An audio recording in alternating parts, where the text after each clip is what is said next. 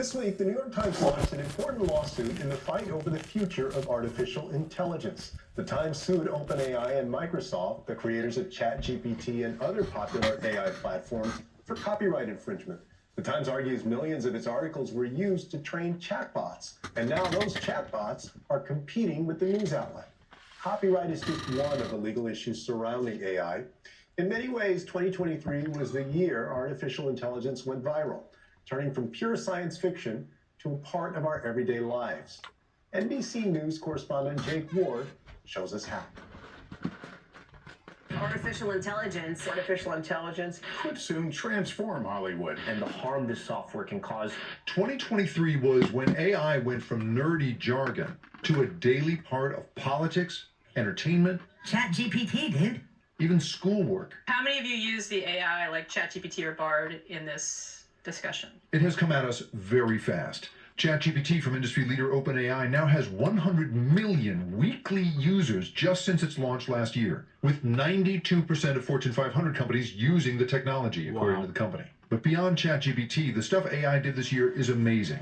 It caught a glimpse of our thoughts. So as long as I have seen it and you know the patterns of my brain, then the AI will read that out of my brain. Yes, exactly. Spotted mental health risks in children. An output will say this is a patient at high risk, this is a patient at low risk. And created tons and tons of weird art.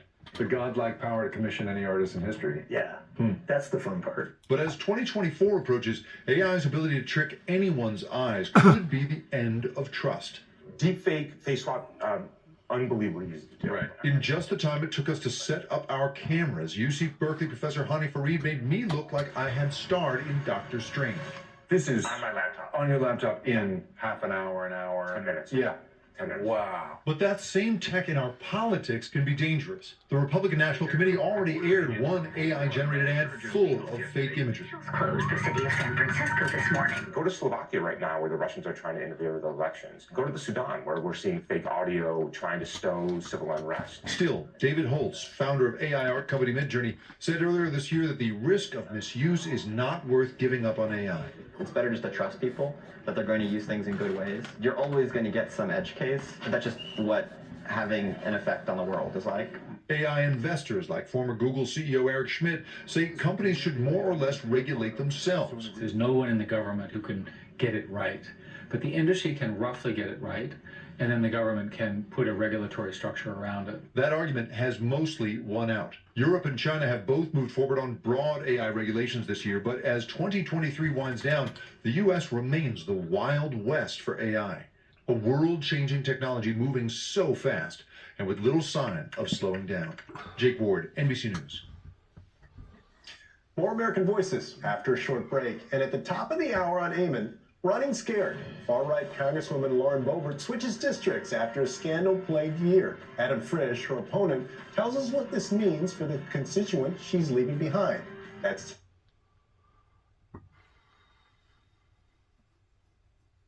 personal experiences as a child, the conditioning that we go through as a girl that wants to be an athlete. So much happened in 1973. Yes, it's a huge pivotal year for me personally and for the sport of tennis. You were named Associated Press Female Athlete of the Year. You started the Women's Tennis Association 50 years ago. Mm-hmm. You know what I'm really proud of as an athlete, though? I won all three at Wimbledon. I won the singles, doubles, and mixed. And that doesn't happen very often. You don't win 3 titles at the majors very often, or they say slams today. Coming up, Were you happy on the court today? yes, when an up-and-coming young champion bumps into one of her idols, If Billy says something, you have to remember. and we get to witness it. You know what you're doing really well now? What? Your contact point. Yeah, I'm working on it. And later, I thought about it because everyone wanted me to. I still get people coming up to me every day saying we should run for office. Today we live in an unpredictable environment and news races around the world at breakneck speed. The mothers are not getting nutrition. My show brings you the latest news and top news makers. President Zelensky, welcome to the program. Thank you so much. Democracy will win if we fight for it. wait a minute, is Ukraine failing? No, we are not failing, we are moving forward. We're calling this the reunion of the peacemaker. Alan Paul, weekdays on CNN. Join me, Larry Madowo, as I introduce you to Africa's trendsetters. See how they use their talent, resources, and passion to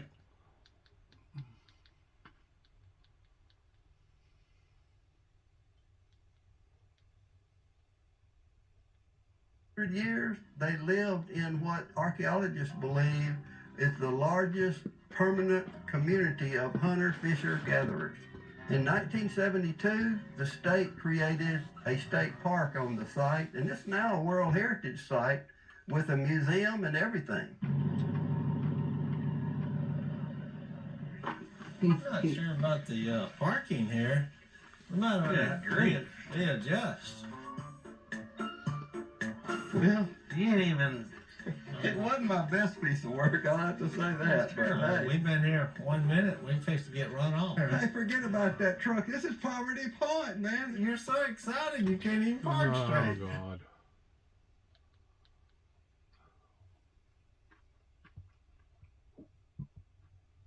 God. And I want to encourage people.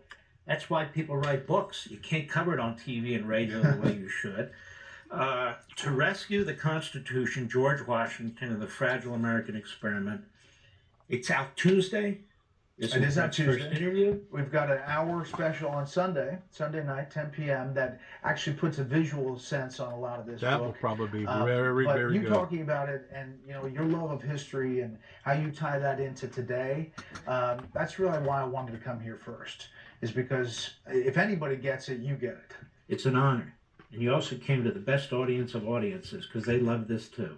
Folks, you can get this book, and I encourage you to get it right now on Amazon.com. And on Tuesday it's released. Grab your copy. And tomorrow night at 10 p.m. Eastern, not long after my Sunday show, a fantastic. Fantastic.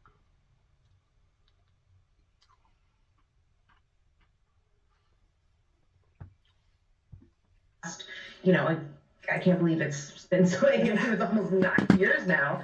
But the history of this thing is that people keep looking for legal solutions to this political crisis. And the only things that have ever stopped Trump and, kind of Trumpism, if you look at the people who ran with his blessing in various Senate, governor, and House races, the only answer to this, as frightening and tentative as it might be, is politics. Jack Smith is, of course, one of those. We got to get up here. That's NASA. Let's see, Spanley. You It have was something. in the center of a real kind of contest of control. And it was right in the middle of Haudenosaunee, where we talked about territory and that kind of trade route into French Canada. And this was something that the English at this point and the French were trying to make a claim on. And so on a cold and very... From 1987 to 1991, he served as the Deputy Assistant Attorney General in the Office of Legal Counsel at the Department of Justice. He is the author of Accelerating Democracy, Transforming Government Through Technology, and Originalism and the Good Constitution with Mike Rappaport. He is a past winner of the Paul Bator Award given by the Federalist Society to an outstanding academic under the age of 40.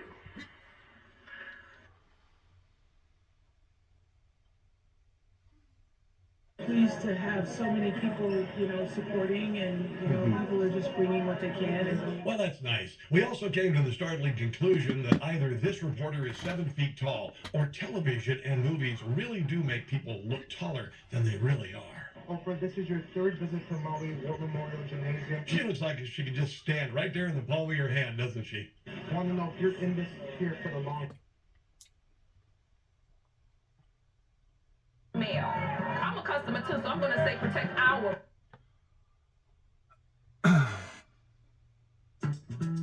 Why do dreams give way to reality? Let's go back up here. We'll go back to CNN right there. Oh no, that's the Duck family. He probably ain't on yet. Nope. Weather. Hang on, Duck family. CNN. Let's go to right here. That's our state. Position for the Supreme Court. That's what we were just on. So basically, we've hit a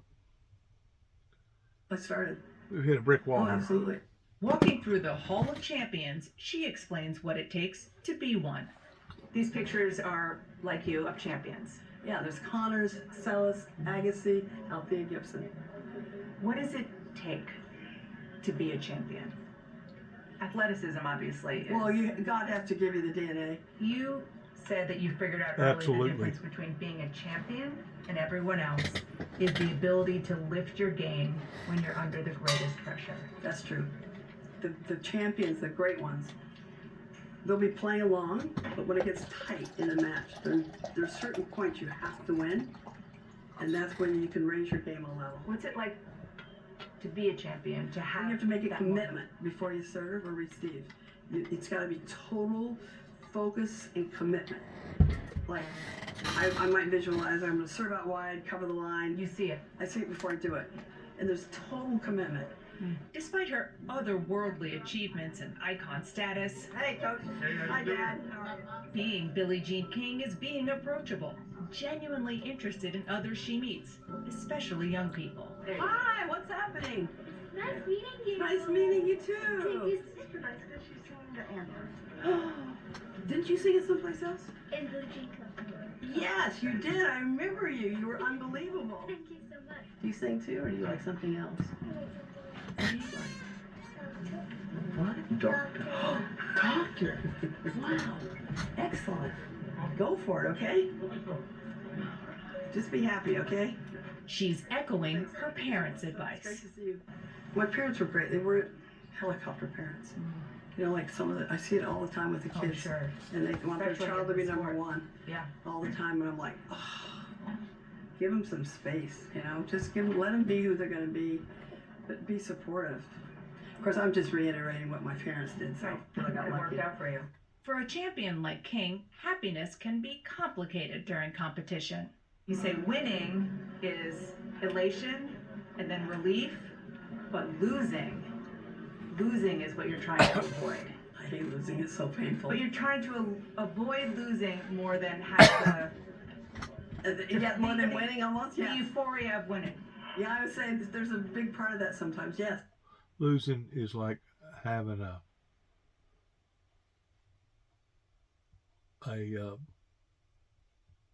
tooth pulled. Losing is hard. Yes, absolutely. They go, just cannot lose, can't stand the pain. And the pain never really goes away. You know, performance is very fleeting. Like when you're holding the trophy up, US Open, or any tournament, on the tour or anything, on the WTA tour, it's such a privilege to be holding it up, but it's gone. It's just, whoo, in the wind forever. Always liked her. So refer your friends to Great TV. She was very inspiring. Stress. How these were. Consider Madison's recognition that the good of society requires that the rules of conduct should be certain and known. That wouldn't be the case, Madison observed, if any judge, disregarding the decision of his predecessors, should vary the rule of law according to his individual interpretations of it. Stick around.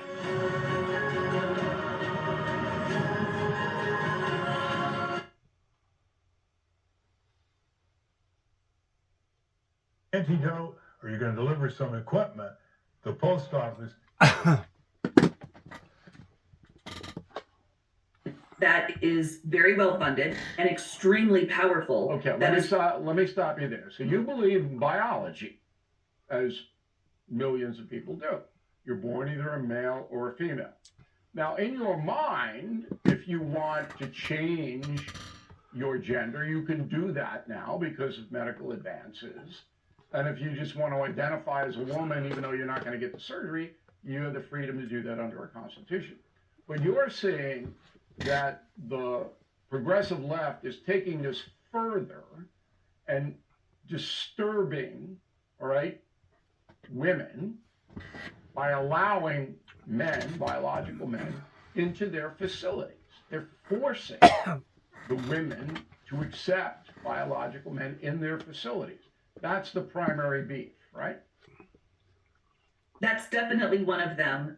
We do need to clarify, though, that no matter how many hormones a person takes or how many surgeries a person has, no one ever changes sex. It just doesn't happen. So there are some people who have been lied to and persuaded to undergo invasive, damaging, and harmful hormonal treatments and surgeries who now gravely regret it. They were told and promised by the medical professionals that they could change sex, and they can't. No one can ever change sex. Well, a trans man going to a woman can't bear a child. You're correct in that. Here's the most important question that I have for you. Why? Why does the progressive left want to create gender chaos, which is what I call it, among children, and then supports all of this pronoun garbage, all of this kind of stuff? Why? What is driving that? So there's a tremendous amount of money behind this movement, which I talk about in chapter 6 of the book. I talk about Big Pharma and what I refer to as the ghouls in the medical establishment, who actually are very actively promoting the idea that people can change sex, even though they know it's not true. Okay, And that's economic based, but I'm talking philosophically. You are absolutely correct. You cannot be a liberal American in this country anymore if you don't accept the fact that people can change their gender and then should have full rights of whatever gender they go to. You can't operate within the liberal precincts if you don't believe that anymore. Why? What ignited this? Well, part of what I'm trying to do with my book is establish that you actually can. You actually can be a liberal or a progressive, if you like, and push back against the homophobic, sexist lie. Tell me one person who has done that in this country with any visibility. Just one. With any visibility, no. And that's, you know, I make... You're not going to do it. So you can do it, but nobody is going to do it because they'll be hammered by the media that is sympathetic to the trans situation. You know that's true. Of course. And I say in the book, if even one member of the Democratic Party in Congress, and I would love it if it were a woman, but I'll take it if it's a man. If one member of one Democrat in the United States Congress stood up and said, no men are women, then the whole thing would crumble because it's all built on a house of cards. And so what I don't think the press is ever going to, the media is ever going to admit that of what you're saying. And I think that person will be torn to pieces as an example to other people who may dare. So I'm going to ask you one more question. The book is The Reckoning. You might be right. And if you're right, let me well give be. you the book a plug, Karen. Let me plug the book, all right? That's why you're here. The book is The Reckoning, How the Democrats and Left Betrayed Women and Girls. All right. Now you are a very devoted progressive leftist. Are you still apart from this issue? Well, absolutely. But I will say, and I in the book, yes, I have absolutely no intention of voting in the 2024 presidential election unless the Democrats change course. You might be right that they won't. I am fully prepared to accept, totally right. I'm fully prepared to accept that. But what I'm saying is that if they don't, then Democratic women need to speak up with our voices and with our votes. All right. Kara Dansky, thank you very much. We appreciate it. Have a great holiday season. All right, Smart Life. This is a fascinating thing. All right, so we're all dependent on money. It's a capitalist society. The progressives don't want that. They want socialism. They want the government to tell you and me what we can have and can't have. That's what they want. That's the goal of the progressive movement. But we do live in a capitalist society now and have ever since 1776. All right, it's not deviated out of that. So, how much money do you need in your life? Some people say, $2 million. That is what the average American earns all across all education levels. Okay? Averaging in everything. $2 million for your work lifetime. Okay, that's number one stat. It's a smart life segment. Let me run down some of the expenses that you have in your lifetime. So if you have a home, the average cost of maintaining, buying that home is about $800,000 in this country for the lifespan of the home. $100,000. If you have a college education, it is about $50,000 out of your pocket. Okay? A pet. Got a pet? Lifetime of the pet? Ready? $67,000. Hey, Ollie, $67,000 for the pet. If you get a goldfish, no. All right. If you have a kid, 2 children, 2, the nuclear family, all right, from birth to 18 years old, $600,000, all right, to raise the urchins, 2 of them, $600,000. So all in all, and then you got wedding costs, you got a car, series of cars. Health insurance is almost $1 million in your lifetime for health insurance. Almost $1 million. Okay? Retirement, all of that.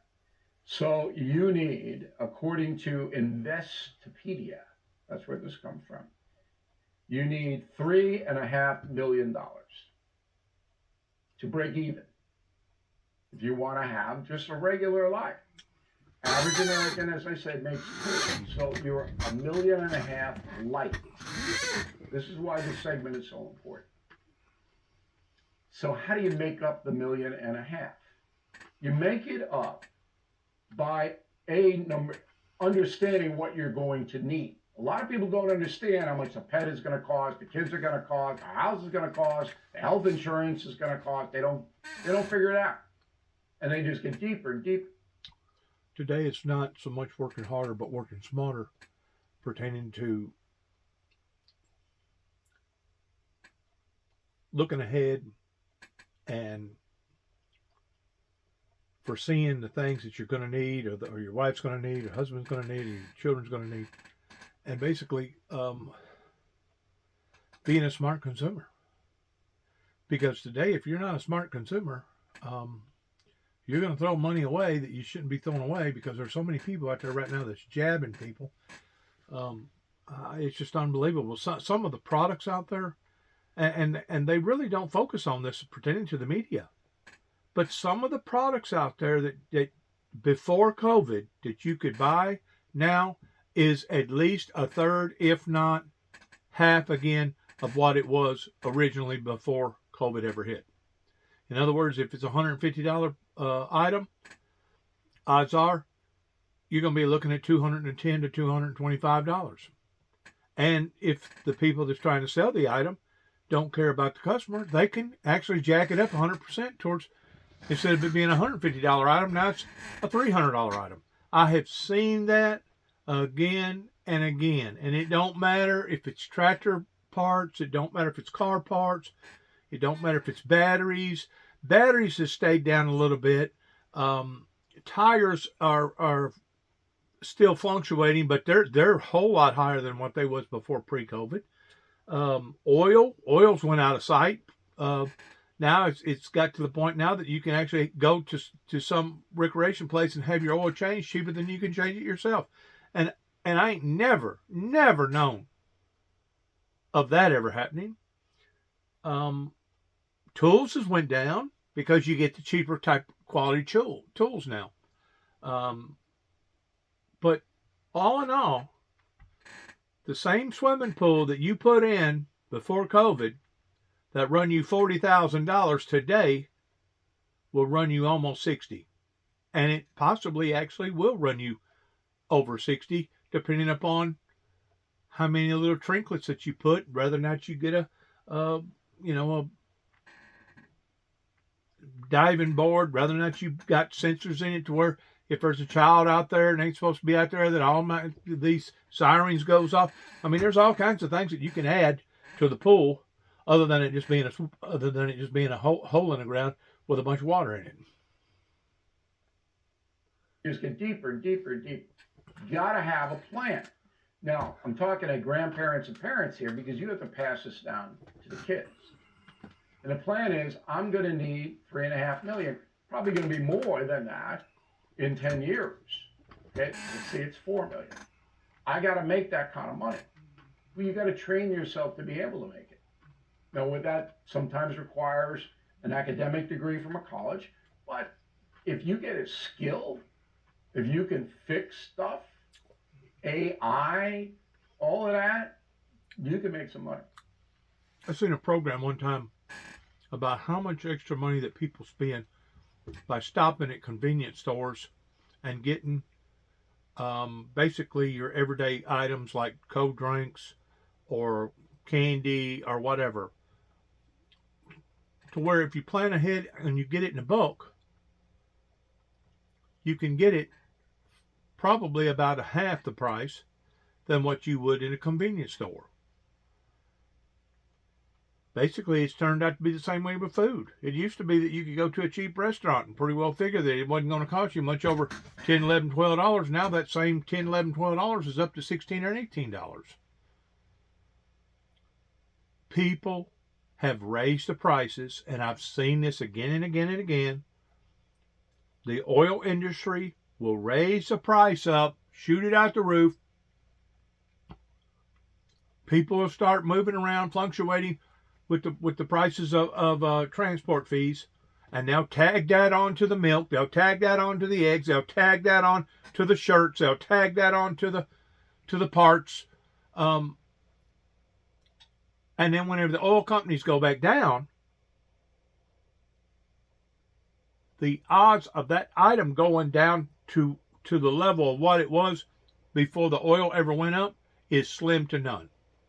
And I've seen it inching up, up, up. And the way that it does it, every time the oil industry raises the prices, it increases the cost of the inflation, and everybody increases the cost of inflation with them. But then whenever the oil industries go back down, the products still cost about the same. Profitability. I'm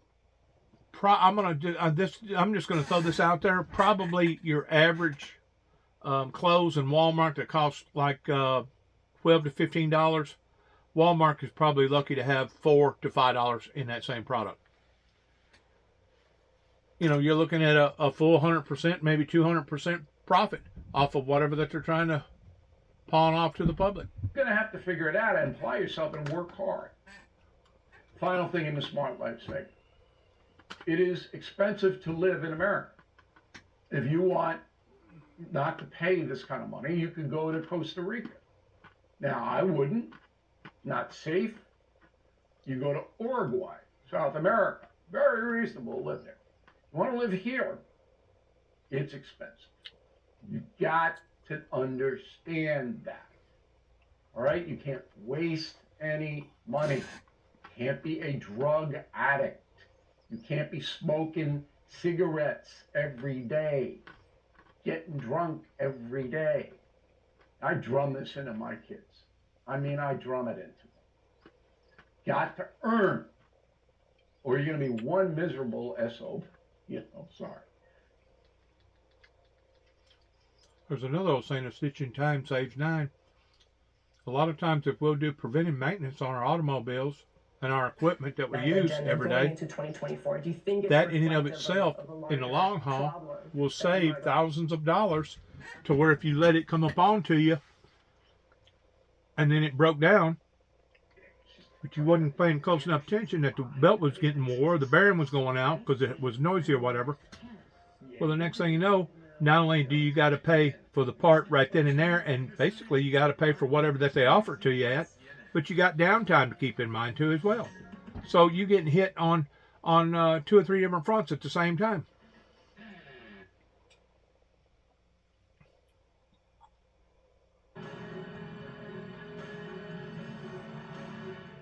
time is now.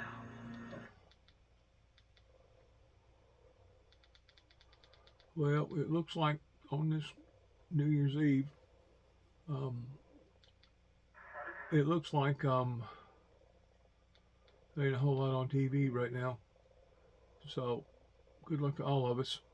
And in a DC circuit and, with this judge are slim. So pray it's for going to go in appellate path, those who are the and that unfortunate. Pray decision for those by who the are being judge victimized right now. will Pray for the elderly, the sick, the children, the people that can't defend for themselves. Pray for the world in general.